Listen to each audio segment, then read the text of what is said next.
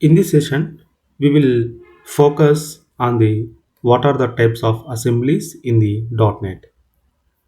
Generally in .NET, assemblies are classified based on the how they are used and shared between the application.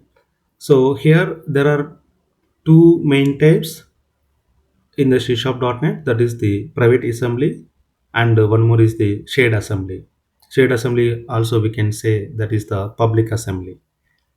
So two assemblies we can say in the .NET. So coming to the private assembly means the assembly which is used only by one application and stored into the application folder, that is the private assembly. So it can be either .exe file or .dll file. So in the earlier video, we have seen that .exe file of the C# step 4. So we can say that is the private assembly because of only one application, that is the C# step 4, which is using this .exe file. So we can say this is the private assembly. So private assembly is always which is used by the only one application. Coming to the public assembly, this is also called as the shared assembly. We can use these public assemblies in the multiple applications. Means a public assembly is an assembly that can be shared and used by the multiple application.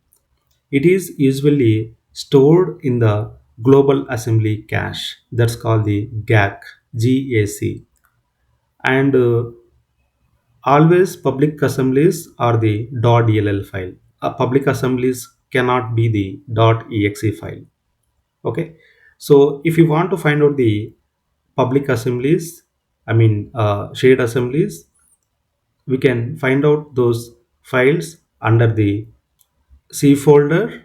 Here in the C folder, Windows, Microsoft .NET, and under the Microsoft .NET there is a one folder called the assembly. There you can find out the shared assemblies.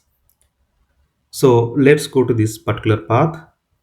So I am under the Microsoft .NET folder. Here, let's go to the assembly. And here you can see the GAC related assemblies. Global assembly cache. So those shared files you can see under these folders.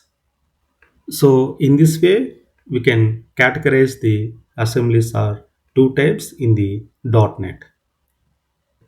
In the next video, we will try to understand the way how we can use the assemblies from one project to other project.